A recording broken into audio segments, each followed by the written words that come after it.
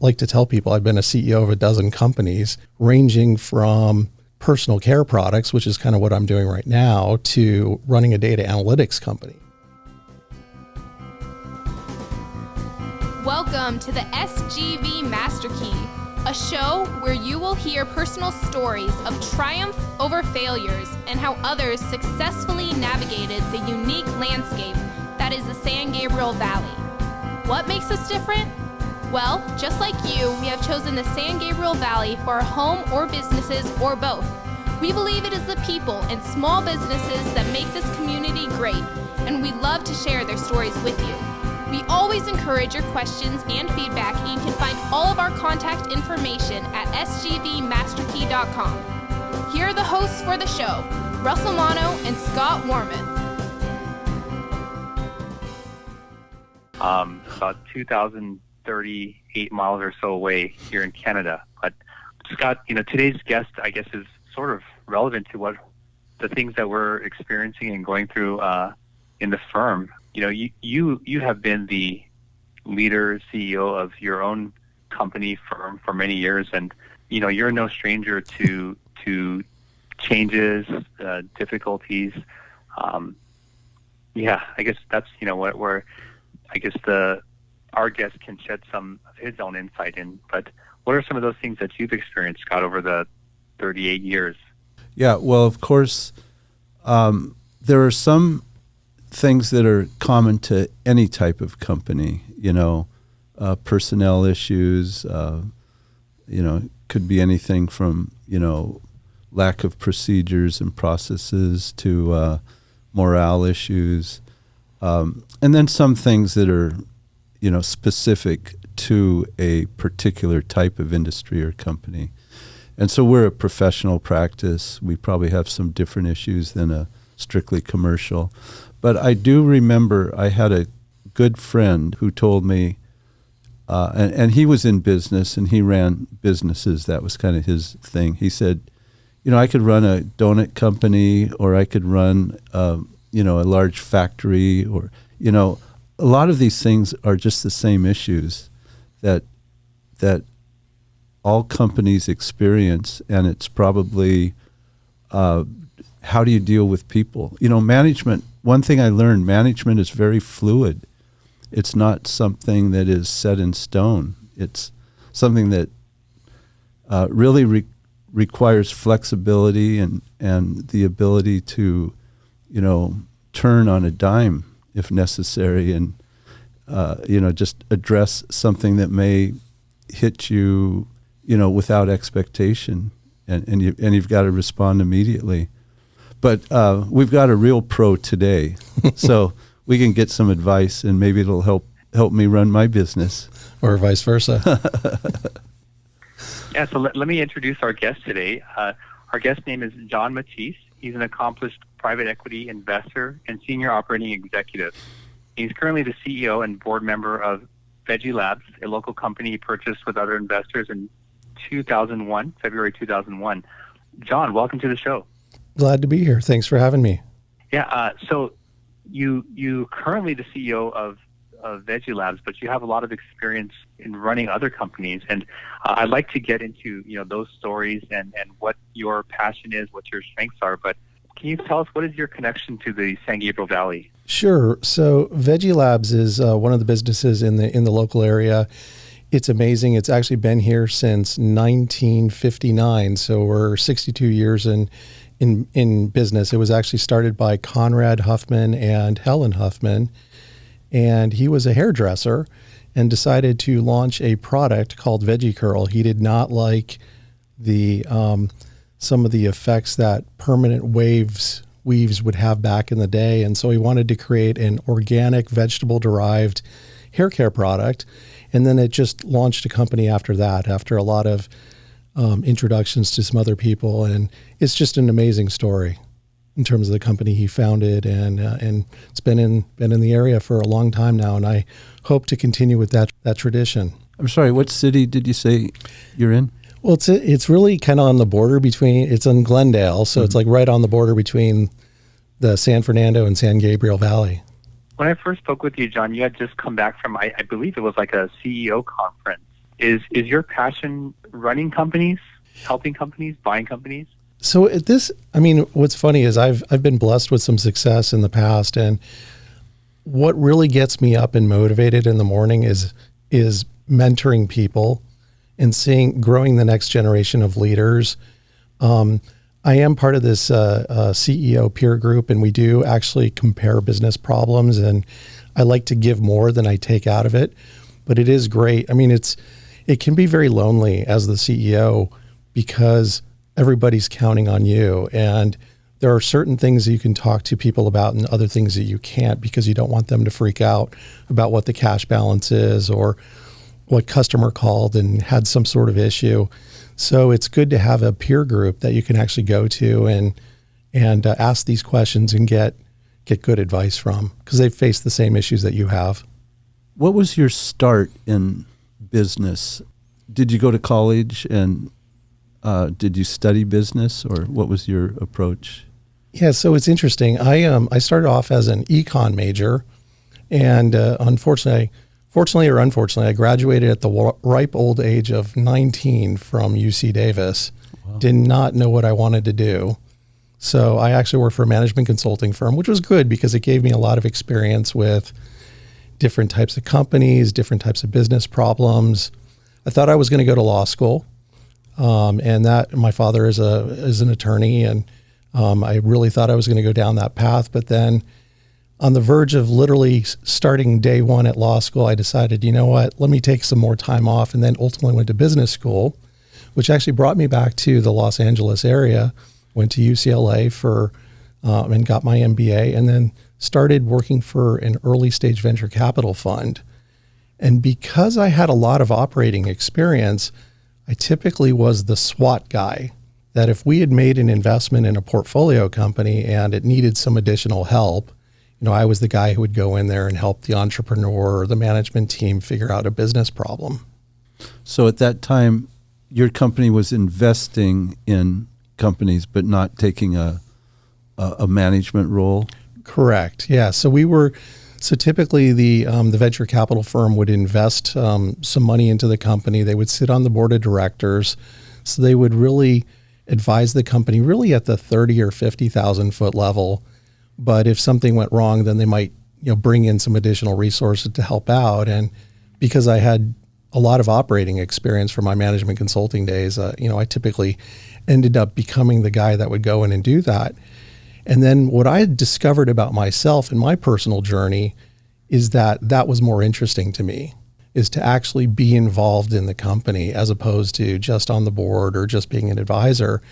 So I kind of made a business of that over the next 20 years, going in and operating companies. And it's kind of crazy. I like to tell people I've been a CEO of a dozen companies, ranging from personal care products, which is kind of what I'm doing right now, to running a data analytics company, to automotive and children's products and color cosmetics. And it's been a wonderful journey. I love the variety of it. But similar to what you were saying at the beginning, a lot of these problems face very similar issues, be it personnel or strategy or finance or marketing or sales. You can really boil it down. So there are, what was that, like about 4 types of problems you might put? Every company has one of those that might be the main thing to focus on? Absolutely. And do you have a personal preference as to which area you go fight or I should say fix, I think first and foremost, you need to have a business model, and the business model is really where you start. If you've got a broken business model, you don't have a viable company. And by a viable business model, I mean a company that produces a good or service that is valued by the consumer. And you can do it at a price point where the consumer sees value, which is number one, and that the company actually can make money as well. Because if the company isn't profitable and it's not viable, it won't succeed in the long term. Do you have to put together a business plan, or do companies usually have one in place? I will say that unfortunately, when I was brought in, they may have a business plan, but the business model was not working. Either they were selling a service or a good that wasn't being valued by the consumer, or they were doing it at a price point that just didn't work. And so you have to take that discipline, which is, you have to be honest with your customers. I have to make money. You have to see value in the service or the good that I'm providing, but we both have to have a successful venture for it to work out as a partnership, and really partnering with your customers. So a lot of times, unfortunately, I was brought in where there was something that was broken and it needed to be fixed so that the company could survive. Is that what your company was investing in as a sort of their own business plan, was companies with a problem that needed a turnaround? So what I love about the current venture that I'm involved in is it is a very good business that's been around and gone through several different business cycles. So what's exciting to me about this new company that I've just took over in February of last year is that I've got a very solid foundation. I've got a great model, and I can build from that. I don't have to do what I've done in the past, which is rework the business model, rework the business strategy, and start from square one. I've got a great foundation. I don't have to rebuild the foundation, and I can actually build the company going forward. So I'm really, really excited about my new venture. So you're in place as CEO, and now you want to grow the company. It's pretty much got a good base. It's stable. So your issue now would be how to grow. Absolutely. And it kind of boils down to all the problems that we talked about before. When you grow a company, it requires more personnel. It might require different processes and procedures. It may require additional capacity. We're a manufacturing company, so we have a formulation lab that actually comes up with some great personal care, body care formulas, but then ultimately we're filling bottles. And that requires a certain amount of space. It requires a certain amount of people, and requires a certain amount of management to coordinate all these different resources. And then you've got your whole marketing and sales activities, and that's like a whole different. I have sometimes thought that a marketing plan really is a business plan. You could pretty much take a good marketing plan, and that's your business plan. I could not agree with you more. I think what's interesting is I think it starts with a strategy that, hey, there's some value out there that the consumer is going to see. Then it comes to marketing, which is how do I communicate the value of this service to the consumer? And then you get into sales, which is, how do I actually take the order? How do I, market the price, invoice, and everything else? And then it'll actually ultimately deliver the service. But you're absolutely right. Marketing is often overlooked. And I will say that a lot of companies that experience difficulty, one of the things that they do erroneously could be cutting marketing, when really that's where they need to focus their efforts in terms of making sure that they have the right product. They're connecting with the consumer or whoever's buying their services to then have a viable business model. It's so critical. Well, I'm really curious about what challenges you took over in the middle of the pandemic, and you've had to sort of guide it through that. And I'm curious about that. I'm not sure, since Russell and I are separated right now. I know I've been kind of dominating the questions here. I'm really interested in John as a leader. I mean, he has to be a leader. I can't imagine that he doesn't possess a great leadership quality to do what he does. And I'm interested in how he implements his own leadership style and what he does about like junior leaders, where he sees they need to be lifted up and where they need to go. I'm really interested in that. I believe you said something early on about leadership in the very, very beginning of the show. I think today, and it's interesting, there's a lot of people that have talked about changes in leadership styles, especially when dealing with younger individuals. And I think that first and foremost, you need to have a transparent leadership style. I mean, I like to use a lot of sports analogies with my employees. We're all on the same team, and we need to make sure that we pick each other up, because if my teammate falls down, I need to pick him up, because tomorrow I might be the person that falls down.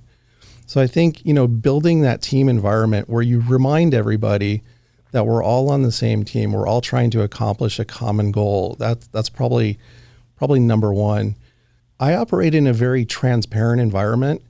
And I will say that there's a lot of people that there's probably some differences of opinion on that, but I like to tell my team, here's what's happening. And we celebrate our wins together and we mourn our losses together. And so I'm probably overly transparent in telling my team exactly when we're having challenges and what the plan is to get through those challenges. I always want my team to be aware of the challenges that we face, because sometimes they're going to come to me with a solution that I wouldn't have thought of. And then instead of having just one person, myself, working on the problem, I've got a whole group of individuals that's working on the problem. And then I think, I can't stress enough, I think a good leader always listens to the feedback, listens to what their employees are telling them, listens to what the customer is telling them. If you don't listen, because I will tell you what's sad is many times when I would get into these turnaround situations where I was brought in to fix a broken company, most people knew what the solution was. It's just that some of the key leaders may not have been listening to what their teams were telling them or what the customer was telling them.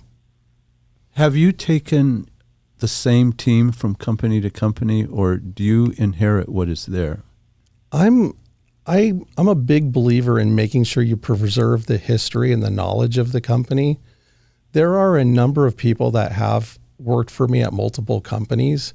So for example, my current director of marketing has worked with me in 3 other companies in the past.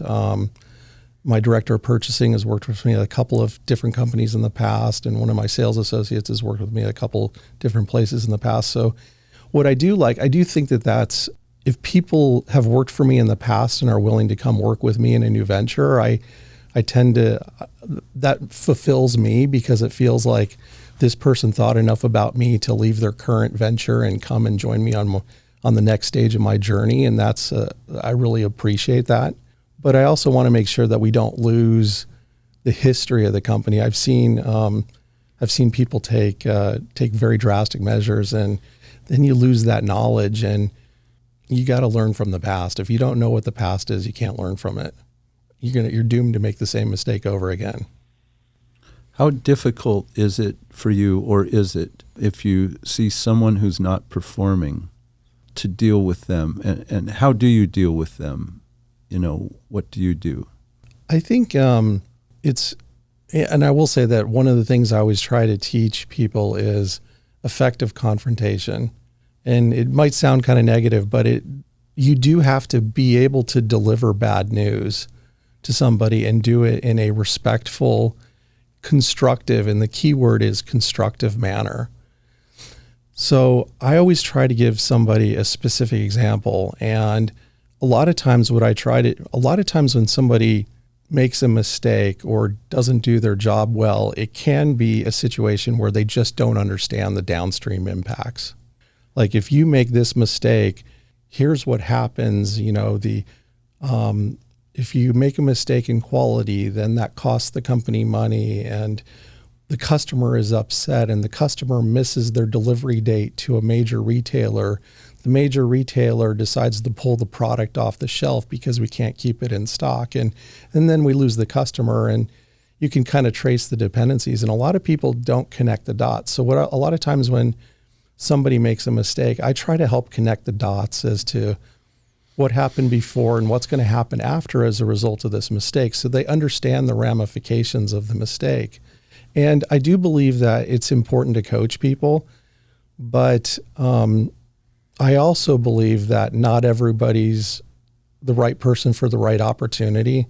And it's kind of funny. There have been people that I've terminated in the past, but they come up 2-3 years later and they thank me, because I also, when I terminated them, I said, listen, I think that based on your personality and your skill set, I think you'd be a really good fit over here at this other company or in this other position.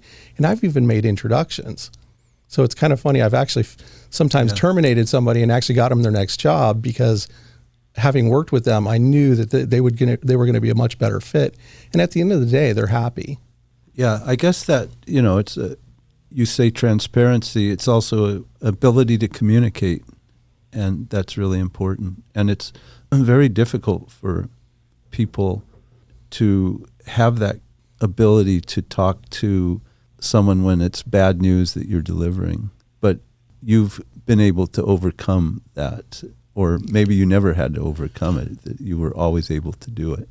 I think that one of the qualities of a good leader is that they can empathize with the customer, they can empathize with the employee as well. And it's kind of funny, a lot of times I may start off with, I want to warn you in advance, this is going to be a difficult conversation, to just put them at ease that, listen, I recognize it's a difficult conversation too, but we're going to get through this conversation and I'm going to explain why. And I have enough respect for you as an individual to have this conversation. It's interesting. One of the things I like to say to my sales team is when they have a difficult conversation with a customer who's complaining because we didn't perform, we screwed something up. I said, think about it this way. The customer called you because they care and they want you to get better. They're giving you feedback. I'm giving you feedback because I want you to get better. It's when the customer stops calling that it's a different problem because they're about to leave. Right. Yeah, that's a good point. And it's similar to what, Russell, you have said many times in, sort of this whole issue of communication. Sometimes the way you start out that conversation is... Yeah, I mean, I believe that safe people are confrontable, though. And not everybody receives even the best laid out, most gentle and respectful criticism. Some people just can't handle. I've experienced that in my life with many people. But I believe that people, if they respect the person that's delivering the message, that they will take in what's being said and consider it, and give it some thought and have something to come back with. But John, I'm curious. You must have encountered my friend Danny, who's a basketball coach. He calls them cancers. He's like, he will look at the team housing on the baseline and he'll say, one of you is a cancer. It's difficult to detect and you're infecting the people next to you, but I will find you out. What are some of the signs in a company if there is someone cancerous? Like, how do you know that's, there's someone like that in a company? How do you detect it? And what do you do? Yeah. And it's actually kind of funny that you use that term cancer, because I've used it actually myself when going into certain situations. And it's kind of funny when we get to, the item of significance that I brought with me. There's a great story about that. What's funny is I went into this company and people, as the new CEO, and people asked me, so what are your pet peeves? And the number one pet peeve that I mentioned was negativity, negative people. Because I tend to thrive on positive energy. I think just as human beings, we tend to thrive on positive energy and moving in a positive direction. And the people that are always negative tend to bring the positive people down. And unfortunately, you do have some individuals that just are not happy and they're negative. And I try to counsel those people out actually and get them out of the organization as quickly as possible, because they can serve as a cancer, and they can turn a positive person into a negative person. Oftentimes I try to figure out what is the root of their negativity. Is it that they're doing something that they don't like? And now maybe there's an opportunity for me to get them in the right role and the right opportunity. Are they negative because they have some great ideas that nobody's listening to? So then if this person's important, then it's important for me to listen to their ideas and have a conversation with them and figure out, either convince them that their ideas may not be in the best interest of the company, or help have a healthy, respectful debate about the merits or the detractors from their ideas, and hopefully get them convinced either it's a bad idea and okay, let's move forward, or maybe they've got a great idea there and just nobody's listened to them over the last 3, 4, 5 years, and it's worth digging into.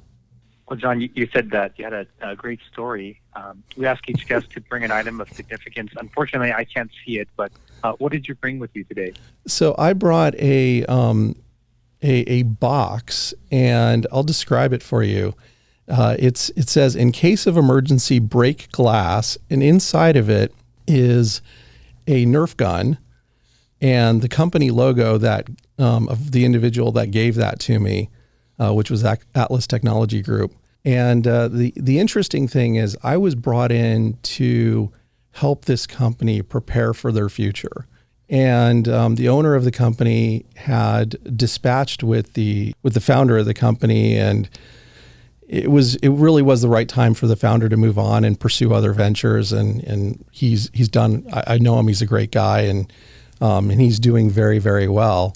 But the team was very disappointed when the founder left the company, and I was brought in basically to go try and get all these people motivated, because the CEO really is cheerleader number one for the company, and try and get them motivated and working on a different plan and making some changes at the company to allow it to grow. And I was walking into a very, very hostile environment, but I took the time to meet with people, take them out to lunch, listen to their ideas, explain my ideas. And this was just an interim CEO type of assignment. I was only supposed to be there for 6 months. I think I ended up staying 2 years. But on the day that I left, the team presented, and this is a data analytics company, so they're having Nerf gun wars amongst everything, and by the way, when I say Nerf gun wars, there's a bunch of engineers that are changing out the springs in their Nerf guns so that they shoot much harder and much faster than a traditional Nerf gun. These things are going 100 feet across a basketball court to get to somebody else.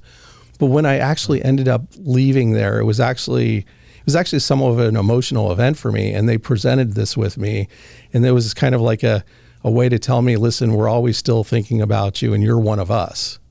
So I became, from a hostile environment that I walked into, I became one of the team, and we were all working together. It was a great experience. I have a question on that. So you went in and you spent 2 years. What did you do? You developed a successor CEO. Was that kind of your goal there? Right. So the goal was to put together a business plan to take the company to the next level, and ultimately prepare some of the people that were there to take over.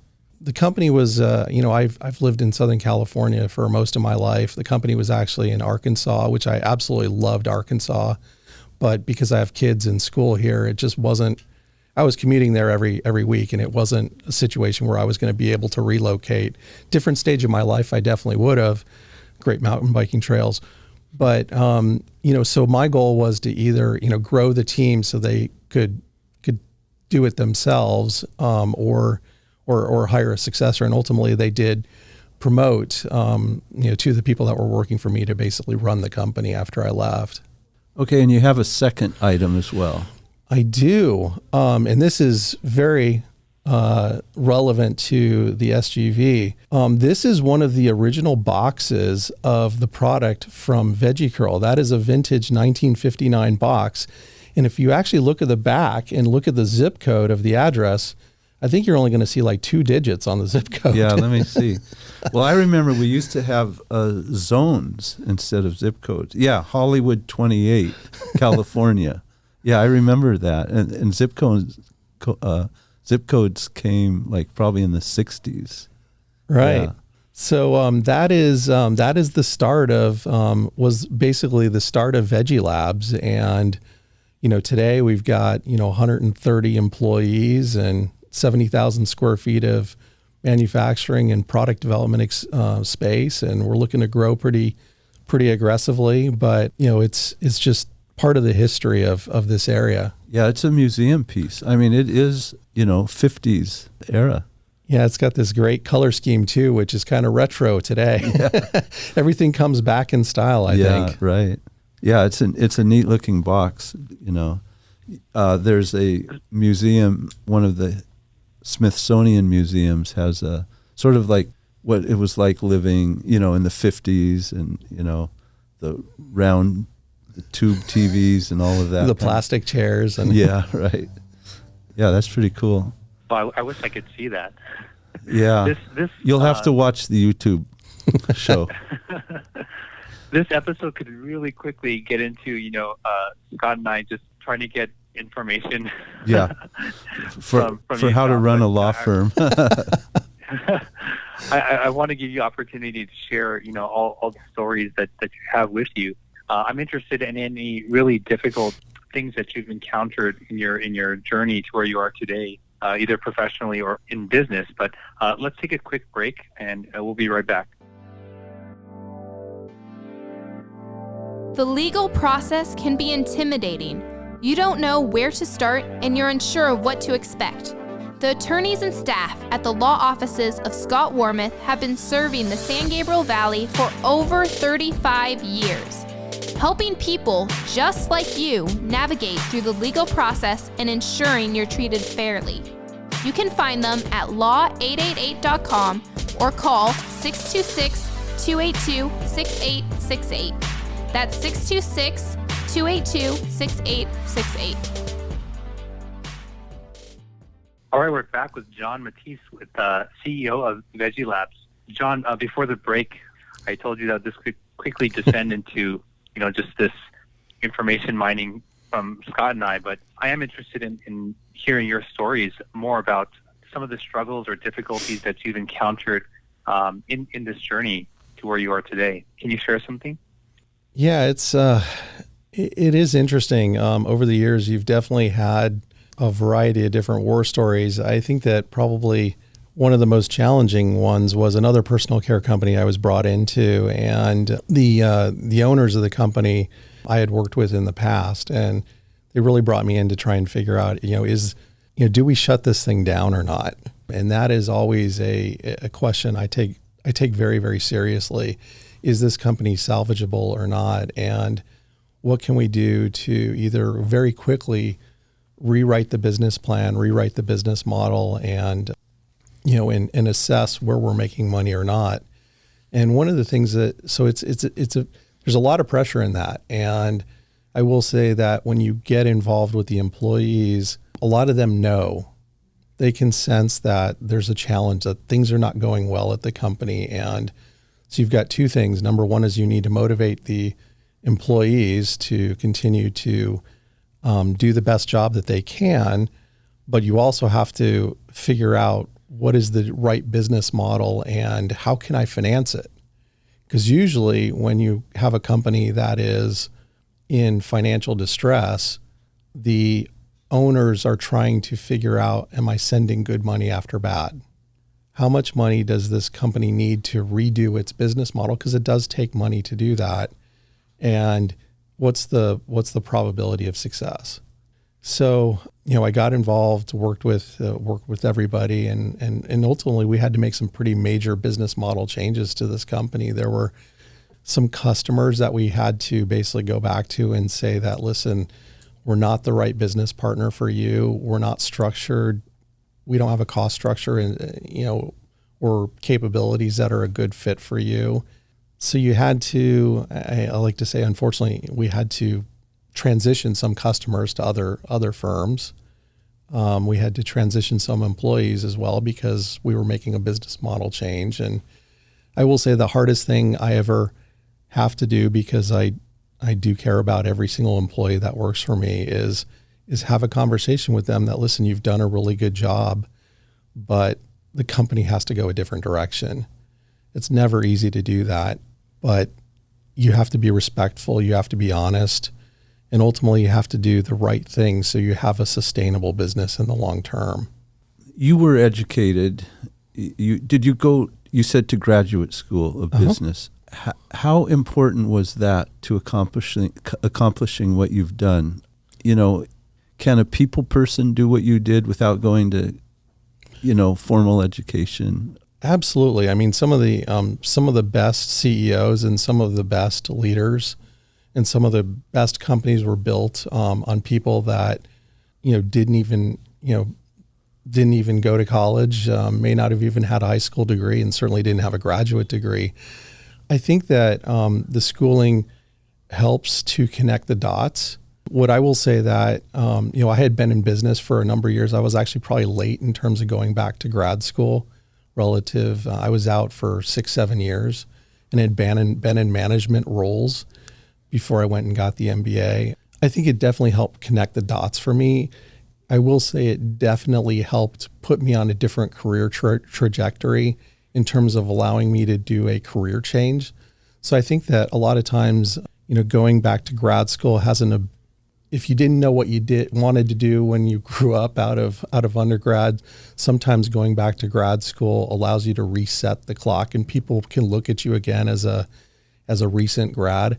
I don't think I ever would have gotten a job working for a venture capital firm if I hadn't, gone back to grad school. And it was a great experience to be on the finance side of things, making investment decisions. Are we going to invest in these entrepreneurs? Are we going to put money to work? Mm-hmm. Are we going to take the risk? Do we believe in the business plan, and how can we help the business plan? Is it 1 year that you've been with this company? Yeah, we just celebrated, actually this weekend, we're going to be celebrating our 1 year anniversary of basically owning the company. What was the effect that you felt of, the current situation in terms of COVID and, just what is going on in the world today? Because there's a lot of changes in a year and in 2 years. And, some of them are because of COVID, but some are maybe just instigated by the changes that are happening. Yeah, I will tell you, it is so funny because my wife, as we were negotiating to buy the company, my wife looked at me and she said, Are you sure you want to do this again? Especially in this very challenging environment. And I told her, I said, I think I'm up for the challenge. It has been a lot more challenging than I would have thought. The specific issues that our company has faced have been over the summer, finding people that were willing and able to come in and work. Being a manufacturing company, it can't be done over Zoom. It can't be done virtually. You have to have people there. And it's even some of the planning roles where you think you might be able to do it virtually. It's ineffective relative to actually being there. And I will tell you myself, I'm a people person. I thrive on talking to people. I walk down the building and go and see somebody. I don't want to call them on the phone. I thrive on that, maybe because I'm old school, but so that, we definitely had people issues in terms of finding enough people that were willing and able to come into work and do things. We had port issues. Oh, yeah. The port of LA was backed up because there weren't enough dock workers to unload things. And is that still a major problem? It is definitely still a major problem. It is a little bit better than it was 30, 60 days ago, but it's still an issue, and it's definitely impacting us. And it's like when you have to tell people, you go down and you have a company-wide meeting, and I say, unfortunately, we're not able to be fully staffed right now. And you guys have been hearing about all the boats off the coast of California waiting to come in. Well, unfortunately, the bottles that our liquid goes in, or the raw materials that we need to make the product, that's stuck on those boats. And until those boats come in, we don't have enough work for everybody. We have a record backlog, but we can't produce it because we're waiting for the last raw material. I like to say it's like you're building a car. You have the wheels, you have the engine, you have the body, but you don't have the steering wheel. The car is worthless without the steering wheel. Yeah. At least today. Maybe 10 years from now it won't be. Right. So, dealing with supply chain issues, dealing with inflation. Yeah, right. I mean, inflation is very high right now, and we're we're having to have some difficult conversations with some of our suppliers, and likely we're going to have some difficult conversations with some of our customers. But John, there's a certain cadence and pace, cadence to your voice, and I'm not there, but the way that you're speaking is very, I'd have to say, calming and reassuring, which I really admire. I'm interested in two things, and maybe they're tied together. One is, what are you pursuing outside of work? What are your passions, and how do you maintain, a balance between your work and your personal life? Yeah, so I will tell you, the calming voice is just my personality, I think, in general. But having been through a number of turnaround situations, and I'm talking about really ugly turnarounds in the past, where the bank is locking you out of the building, and I'm trying to convince the bank to pay the rent or pay the next payroll and reopen the building so I can have some time to figure out whether I can save this company or not. It's kind of funny when you put things into perspective. You say, you know what, life is going to go on. There are a lot more serious issues out there in the world today than whether we can open this door or not tomorrow. And there are a lot of, we're all very blessed to be living in the United States. We're very blessed. So I always try to put things into perspective, that even when I think I'm dealing with a big problem, I'm sure that there are a lot bigger problems out there. So I should take a chill pill and take a step back. Outside of work, I'm very active with my two boys and family. I am an assistant scout leader with my kids' Boy Scout troop. I lead high adventure tours. So I've taken and I will tell you, that is an amazing experience to take your kids, if you're into the outdoors, take your kids on a backpacking trip where you're out in the middle of nowhere. All you have is what's in your backpack. That's your food, that's your home, that's your clothes. It also puts things into perspective, like, I really don't need a lot. I'm sure Russell can really identify, and Russell was an Eagle Scout. Excellent. Yeah, I did a 10-day trek in Philmont, New Mexico, backpacking, among other things. But yeah, I never actually considered your perspective that you offered right now about realizing that you need so little. That's that's something I really hope to do with my two girls and other kids if we have them. But yeah.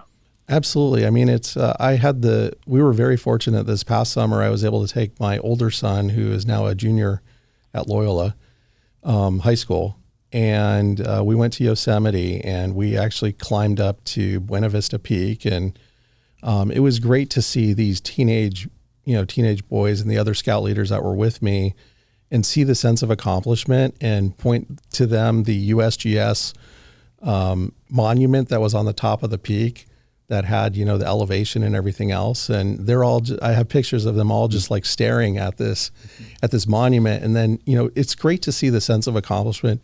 I'm actually very blessed in, where I'm at in life, and where I see fulfillment is actually seeing other people succeed. And that's what gets me up in the morning. I love that. I have those thoughts and feelings towards the firm, and a desire for them to feel this idea of team and camaraderie. And sometimes I think, is that just wishful thinking? Do people not really care about that? But it's refreshing to hear from you that, doing what you do, that you value those things, and you actually think that they can, be brought about in a company. No, absolutely. And I will say that in any company, I think you're going to have the people that you identify with and that are there for the bigger picture. The bigger picture being that I'm providing a valued good or service to the world, and what I'm doing is meaningful. And I think that's what everybody wants to do, is that they're contributing. I'm going to leave the world a better place than where I'm at today. And then you will have some other people that are what I would call more clock punchers. They clock in and they do their job and they clock out, and they're probably getting fulfillment outside of work. And, that could be good or bad. Personally, I love what I do. I love to get up and go to work in the morning. I don't have to. I'm fortunate in that I'm in a situation where I don't have to, but I really enjoy going to work, and I enjoy hopefully growing the next generation of leaders, either through Boy Scouts or Scouts. I just happen to have two boys, you know, or through work. And I always like to say I'm always looking to hire my replacement, and then, you know, move into more the mentor role. And if somebody wants to run the day to day, I'm super happy to let them do that. Well, I'm curious. You this is, I guess, separate from the conversation, but have you had any girls in your scout troop? We have not. We're certainly open to it, and we've had a couple of people that, you know, have approached us to it. You need to have a certain amount of critical mass to do that. There are certain requirements in scouting BSA. I have to keep getting used to the correct name now. There are certain requirements where you have to have a female scout leader. The patrols have to be separate. I mean, that's kind of for obvious reasons. You don't want to go camping and have teenage boys and teenage girls camping in the same camp. You need to have, that could be a dangerous environment. But you know, I will tell you this, there's a phenomenal program. The troop that I'm involved in has been around for 70 years. There's a lot of history. There's a lot of great programs in place that could be very easily adopted for have some girl patrols as well. Yeah, I'm so curious because I have two girls now. You know, I've always dreamt of having my children in scouting, and until recently, you know, their only option was Girl Scouts. But now all the resources of the Boy Scouts or Scouts are now available to them. So I'm really excited and curious. I think it is, if you're into it and they're into it, I think it's an incredible program. I think some of the key things that it teaches, you know, leadership skills, getting people outdoors.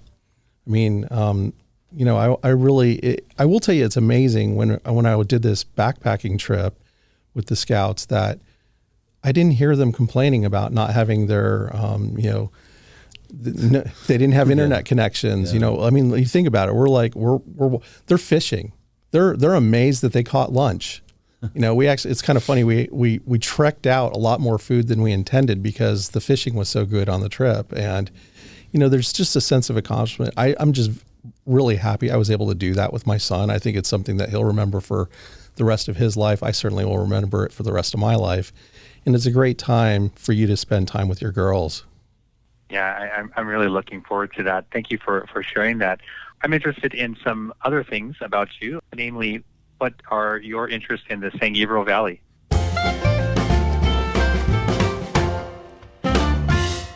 So, John, what do you like? What are some of the? I think I might predict what one or two of them will be, but let's hear from you. Well, see if mine are different than others. So, the first one is the Pasadena Civic Auditorium. Oh. And there's an interesting reason for that, and that is really related to the LA County Science Fair.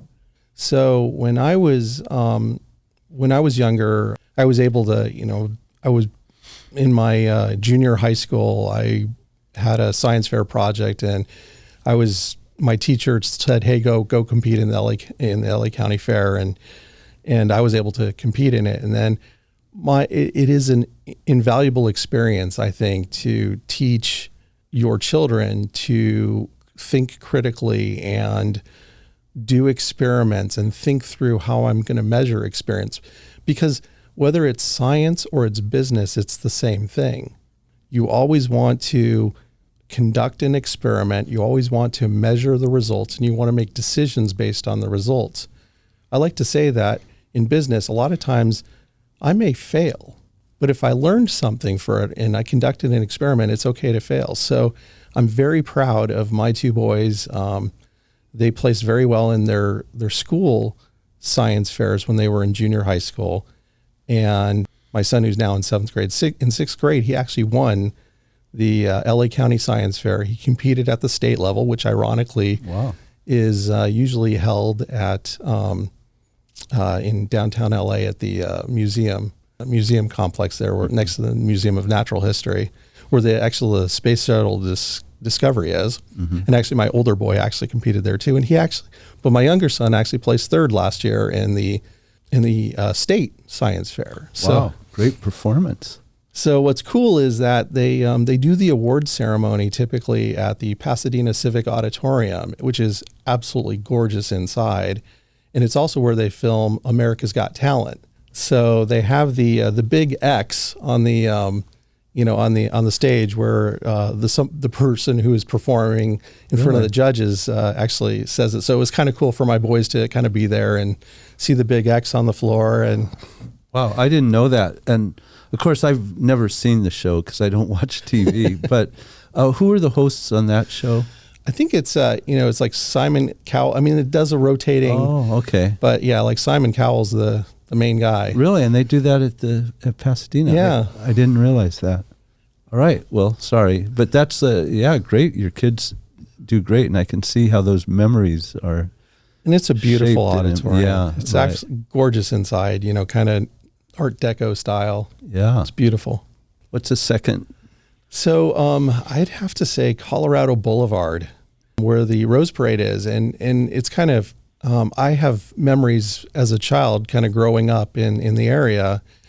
And I remember getting up at my parents waking us up at like 2:00 in the morning on, I guess January 1st. Yeah. We watched the fireworks or whatever on TV, Dick Clark, and then get up at 2:00 in the morning to try and get a spot like on Colorado Boulevard so we could see the floats go by on the Rose Parade. Not sure you can do that anymore, but I think a lot of the places are reserved, but that's what we do is we'd get there early. And then I do remember a little bit later, you would buy tickets and sit in like some of the stands off to the side, but very fond memories of, I'm not sure they were fond at the time. Right. It was cold. It was cold. Yeah. And you're sitting on a concrete thing in your sleeping bag. What part of Colorado do you remember? Would you usually go to, or would it? I don't remember specifically. Yeah. I was too young at the time. Yeah. But I do remember, it being, sitting on the concrete. It wasn't later it was in the, in some of the stands. We had like our little spot in the stand. But how about a third idea here? And this is probably the one that I would imagine other people have brought up, but it's such an incredible place, and that's the Huntington Library. I've been there several times. It's kind of funny. Sometimes I do my best thinking solitary. And there have been more than a few times where I've gone to the Huntington and just walked through either the Japanese gardens or the Australian gardens and just thought, took a step back and said, here, what am I going to do this next year? And I will say that it's always important to have a personal business plan. What are you looking to do? And the happiest people set a plan and they try to accomplish their plan. The least happy people don't have a plan. Mm. So I always like to take a step back and reflect. And I think the best time to do that is, actually walking through the, Huntington's gardens and, what do I want to do next year? What did I do well this year? What did I not do well this year? What do I want to do? Who am I going to, how do I help my kids grow? How do I be a better father, husband, et cetera? Yeah, well, those are certainly three distinctive places. The Huntington we have had before, but the other two, in the way that you framed them, we've never had those before. We have Old Town or, this kind of thing, or Old Pasadena. But yeah, that's very interesting. Well, it's been great. I thought you might say climbing some of the hills here, but there's a lot of great opportunities there too. I mean, it's hard to pick sometimes. Yeah, it is. Well, great. Well, John, thank did you you. have difficulty narrowing it down to 3? I did. Well, John, thank you so much for coming on the show. If we didn't give you opportunity to share, is there something that you're looking forward to with Vege Labs, or what's in the future for you? I think that it's amazing. Our company we've got a lot of great customers and we got a lot of great orders. So we're growing very rapidly. So we're actually looking for some partners in, ironically, other places in the San Gabriel Valley. So hopefully we'll be able to find some other companies to team up with in the local area here and continue to grow our business. Awesome. And the website is vegelabs.com. That's Vege correct. Labs. Well, great. John, thank you so much for coming on the show and sharing your stories and knowledge with us. I greatly appreciate it.